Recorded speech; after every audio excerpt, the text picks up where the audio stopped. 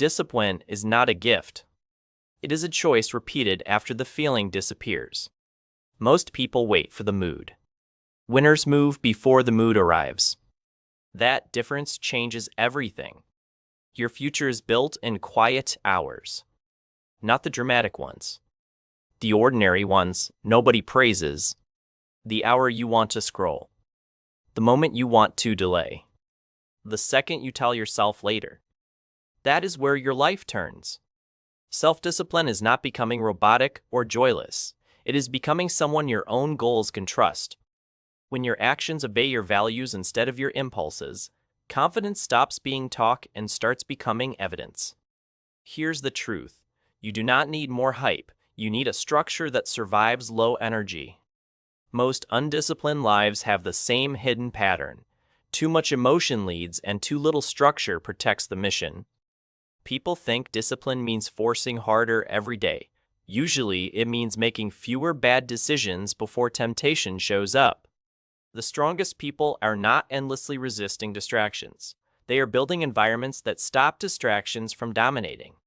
So here's the shift. Stop asking how to feel motivated and start asking how to make action easier to repeat.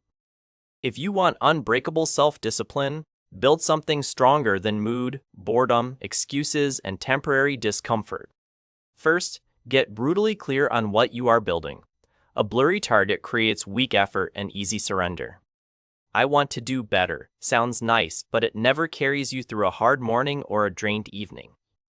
I train because I refuse to live weak has power because identity is now involved. A strong reason is not a poster on the wall. It is a personal standard you hate betraying. Maybe your reason is leadership, freedom, health, mastery, peace, or self-respect. The exact reason matters less than its honesty. Pain always arrives before payoff.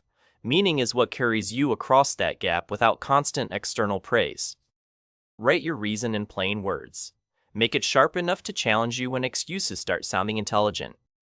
The disciplined person does not ask, "What do I feel like doing?" They ask, "What did I decide?" Second, shrink the goal until it becomes impossible to dodge. Consistency grows faster than intensity. People fail because they build perfect plans for ideal weeks. Real life shows up and the plan collapses immediately. Discipline grows like fire. Protect the spark first, then demand the flame. If reading matters, start with 2 pages. If training matters, start with 10 focused minutes. If writing matters, start with 1 paragraph. Small is not weak when small is repeatable. Anyone can perform under perfect conditions. Real discipline is proven on tired Tuesdays and stressful Fridays. A tiny promise kept daily builds more self-respect than a giant promise broken every weekend. At the beginning, do not aim to impress yourself. Aim to trust yourself.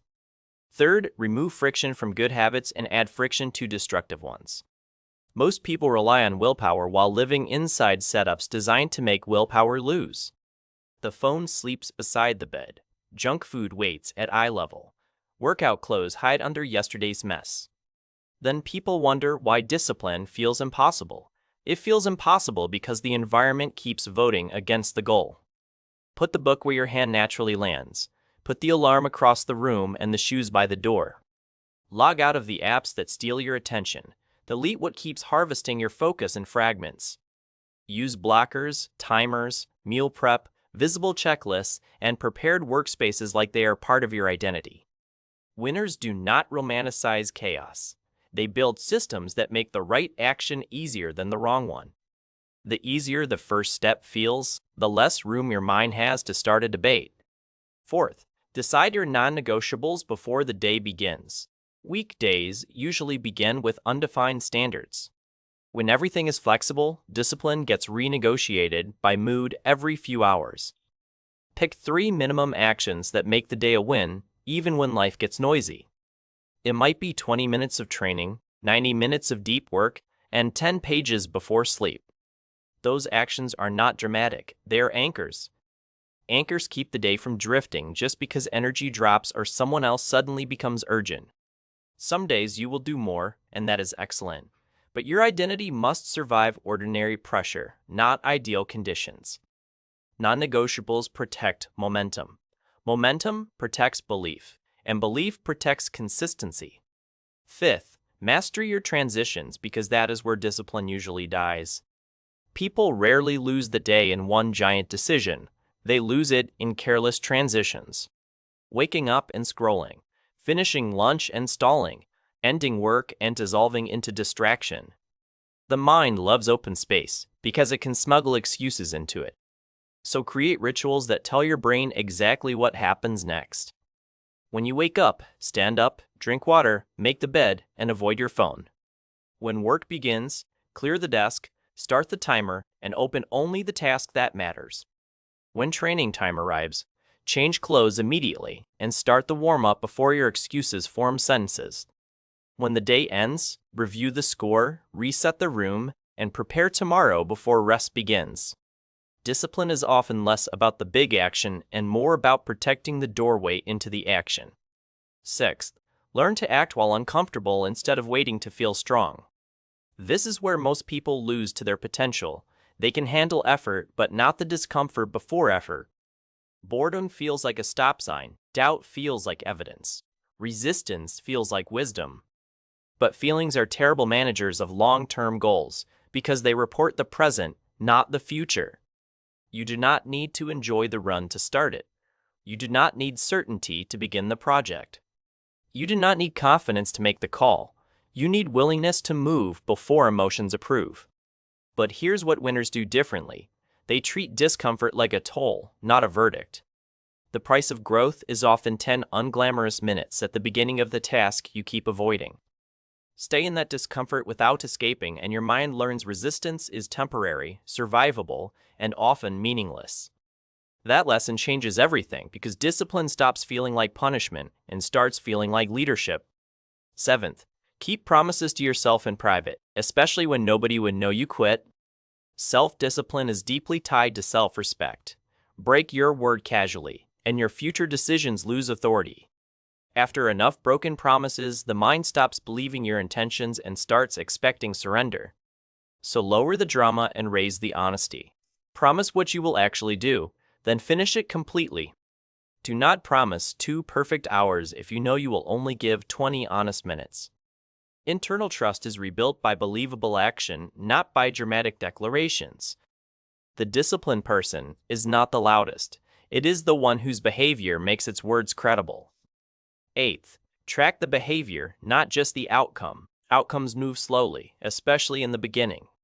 People quit because they want visible results before invisible consistency has had time to compound. The first proof is not the mirror, the money, or the applause. The first proof is repetition. Did you show up today? Did you keep the standard? Did you complete the rep? A simple tracker can change your life because it turns invisible effort into visible evidence. 1 check mark means little. 20 check marks begin to reshape identity.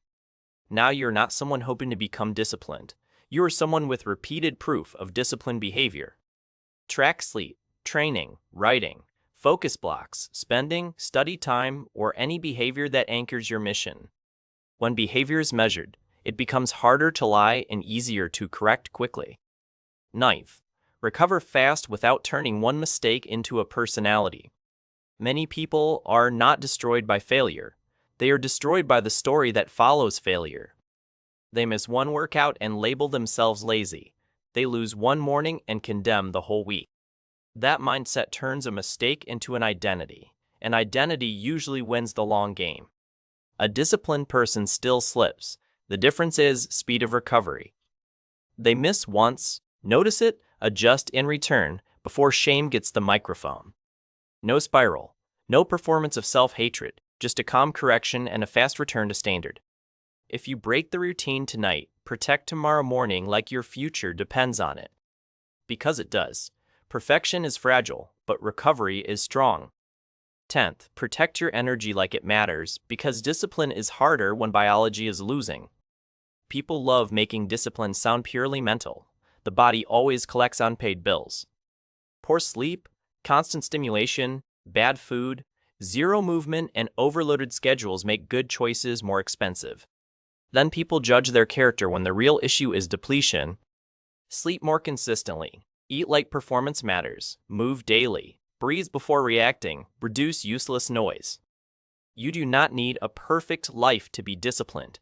You need enough stability that your mind is not fighting from empty. The strongest routines are not heroic, they are supported. 11th, stop over-identifying with the version of you that used to quit. Some people say they want change but keep introducing themselves internally as lazy, distracted, emotional, or inconsistent. That old story becomes a ceiling. Every disciplined action then feels unnatural, like wearing borrowed clothes. So change the language you use with yourself. Do not say, "I'm trying to become disciplined." Say, "I practice discipline daily and my life now has standards." That sounds small, but words shape attention, and attention shapes behavior. Speak like someone in transition, not someone trapped in permanent weakness. Your past may explain habits, but it does not get to vote on your future. 12th, use accountability and consequences wisely, without turning growth into punishment. Most people perform better when the cost of drifting becomes visible. Tell a friend your target, join a group, schedule the session, put something meaningful on the line.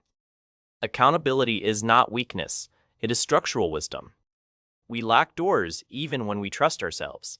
We use calendars even when we know the date.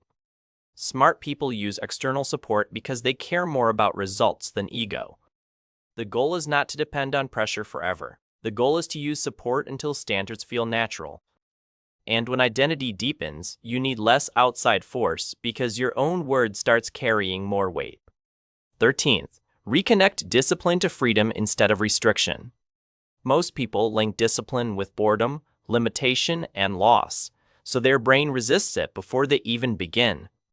You have to reconnect discipline with pride, peace, power, and self-command. Discipline means bills get handled. The body gets stronger. Mornings get cleaner. Your word starts meaning something. It means cravings, moods, and distractions stop controlling the steering wheel.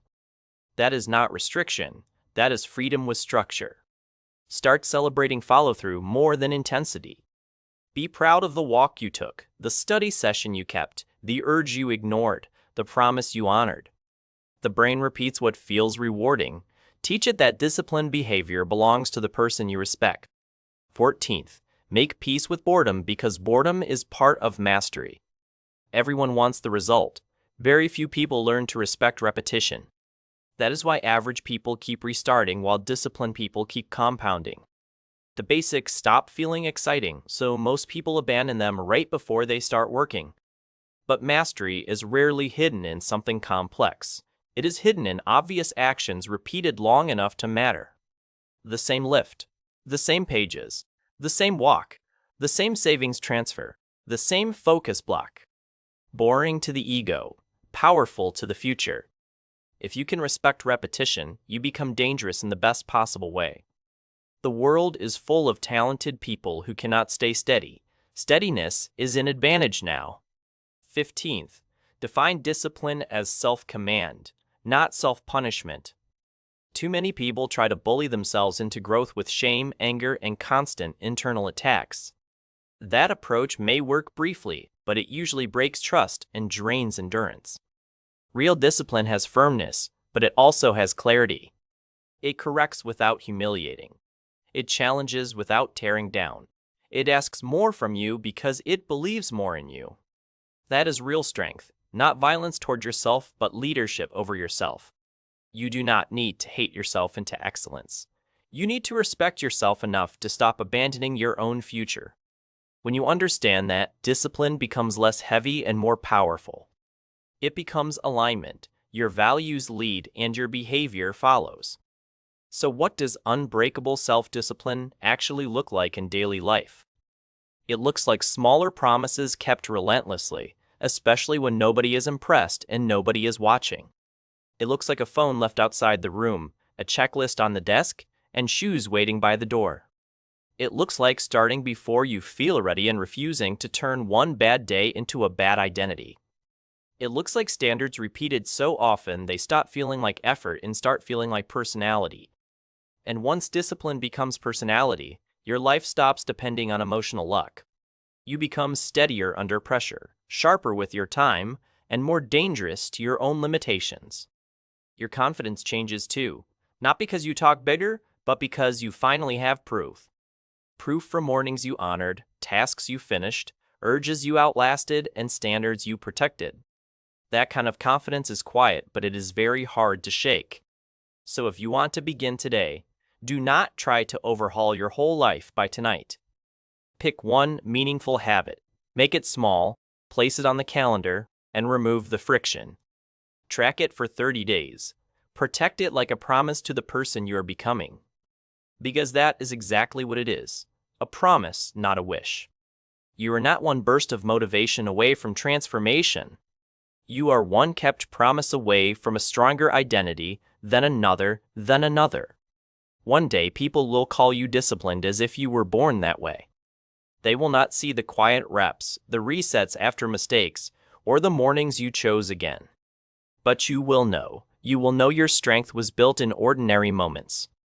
That is how unbreakable self-discipline is formed, not in inspiration, but in repetition, structure, and self-respect. Start there. Stay there. And watch what your life becomes.